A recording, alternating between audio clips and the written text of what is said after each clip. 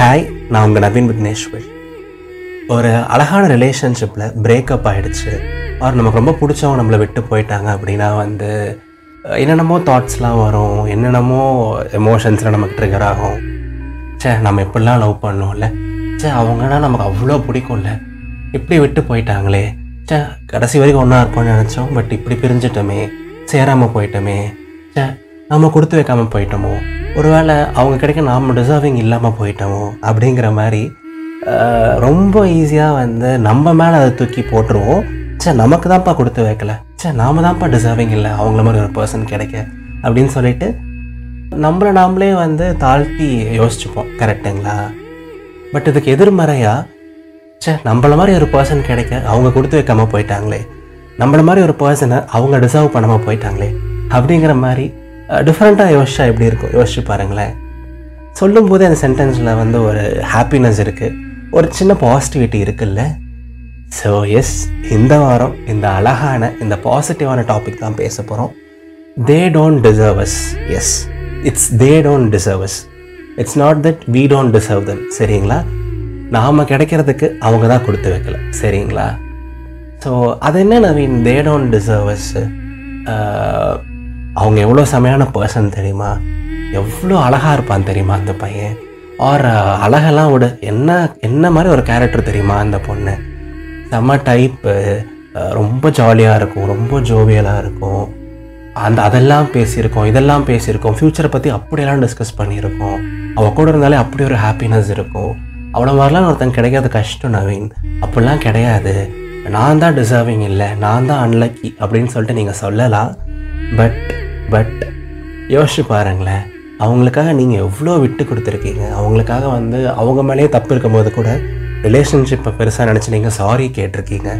அவங்கள நீங்கள் என்றைக்குமே நீங்கள் தான் விட்டு கொடுத்ததில்லை. சம்டைம்ஸ் சண்டை வரும்போது கூட எவ்வளோ முடியுமோ அவ்வளோ சீக்கிரம் பேட்சப் பண்ணிவிட்டு மறுபடியும் பேசணும் அப்படிங்கிறத நீங்கள் தான் ப்ரையாரிட்டைஸ் பண்ணியிருக்கீங்க.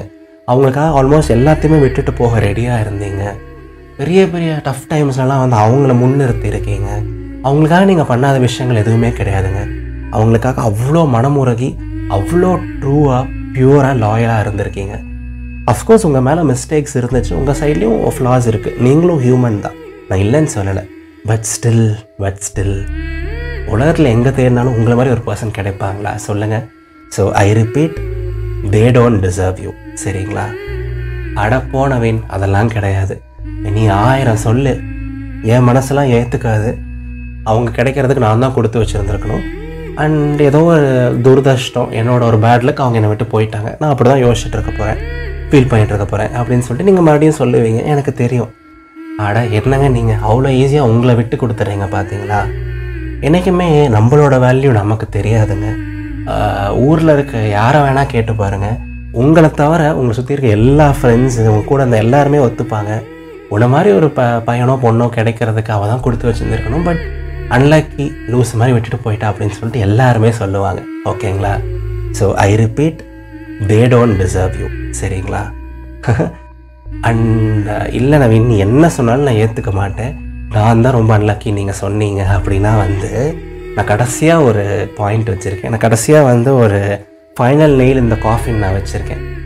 அது என்ன அப்படின்னா எந்த சுச்சுவேஷனில் அவங்களை விட்டு கொடுக்காமல் இருக்கீங்க பாருங்களேன். இந்த சுச்சுவேஷனில் கூட அவங்க உங்களை விட்டுட்டே போனால் கூட அவங்க நல்லா இருக்கணும்னு நீங்கள் நினச்சிருக்கீங்க. அண்ட் இப்போ கூட நான் தான் கொடுத்து வைக்கல, அவெல்லாம் பிளஸ்ட் அப்படிங்கிற மாதிரி சொல்லிட்டு இருக்கீங்க பாருங்கள்.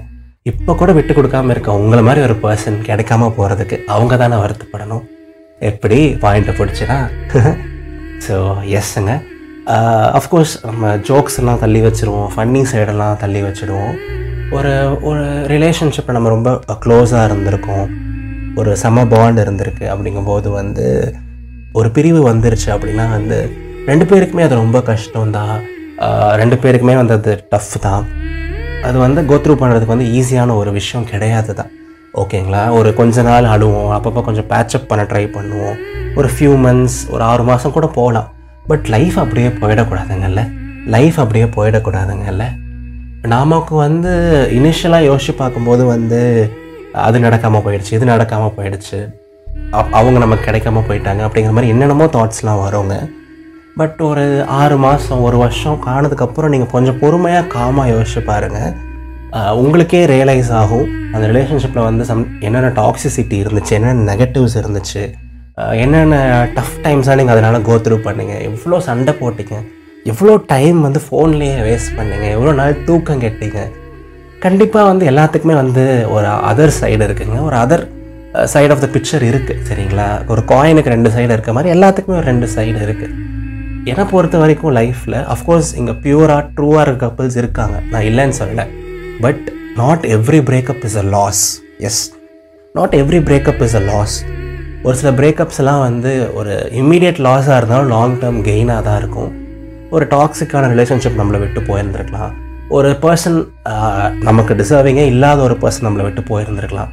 பட் இனிஷியலாக வந்து காதல் வந்து நம்ம கண்ணை மறைச்சிரும். அவங்க என்ன தப்பு பண்ணாலும், என்ன ஃப்ளாஸ் பண்ணாலுமே வந்து அவங்கள விட்டு கொடுக்காம அதை பிடிச்சி வச்சுட்டு ஐயோ அவங்க இல்லாமல் எப்படி இருக்குதுன்னு சொல்லிட்டு அப்படியே இருந்திருப்போம். கடைசியில் ஒரு வழியாக கடவுளாக பார்த்து டேய் பாவண்டா நீ உனக்கு ஒரு நல்லது பண்ணி விடுறேன் அப்படின்னு சொல்லிட்டு தான் நம்மளுக்கு வந்து ஃப்ரீடம் கொடுத்துருப்பாரு. பட் அது ஒரு கொஞ்ச நாளுக்கு அப்புறம் தான் புரியும். சரிங்களா? அண்ட் ப்ளீஸ் உங்களை ப்ரையாரிட்டைஸ் பண்ணி உங்கள் ஹெல்த், மென்டல் வெல்பீயிங், உங்களோட எமோஷனல் வெல்பீயிங் எல்லாத்தையும் பெருசாக நினச்சி அதுலேருந்து வெளில வாங்க. You deserve to be happy. சரிங்களா? ஸோ எஸ், எல்லோரும் எப்போவும் ஹாப்பியாக இருங்க, சிரிச்சுட்டே இருங்க, உங்களுக்கு மனசுக்கு பிடிச்ச விஷயத்த பண்ணிகிட்டே இருங்க. அஃப்கோர்ஸ் இது ஒரு டஃப் டைம் தான், பட் கண்டிப்பாக இது கடந்து போயிடும். உங்களுக்கான ஹாப்பி டேஸ், ஹாப்பி மூமெண்ட்ஸ் எல்லாமே திரும்பி வரும். அண்ட் உங்களோட ஃபேஸில் அந்த அழகான புன்னகையும் திரும்பி வரும். ஓகே? அண்ட் எப்பவுமே முழு மனசாக நம்புங்க, வாழ்க்கை ரொம்ப ரொம்ப அழகானது. இது நவீன் விக்னேஸ்வரன், இதயத்தின் குரல். நன்றிகள் 1000. என்னோட கண்டென்ட் உங்களுக்கு பிடிச்சிருக்குன்னா மறக்காமல் இதயத்தின் குரலுக்கு பெல் ஐகான் ப்ரெஸ் பண்ணுங்கள். அண்ட் சப்ஸ்கிரைப் ஆர் ஃபாலோ பண்ணிவிடுங்க. எந்த எபிசோடையும் மிஸ் பண்ணாதீங்க. ஓகே? அண்ட் சாரிங்க, ஆஃப் லேட் கொஞ்சம் ஒர்க் அதிகமாக இருக்குது. And also some personal commitments. முன்னளவுக்கு ஃப்ரீக்வெண்ட்டாக எபிசோட்ஸ் போட முடியறதில்ல. ஃபெப்ரவரி, மார்ச் இந்த 2 மாதம் மட்டும் பொறுத்துக்கோங்க. மோஸ்ட் லைக்லி ஏப்ரல்லேருந்து வந்து நம்மளோட பழைய ஃப்ரீக்வன்சிக்கு திரும்பி வந்துடும்.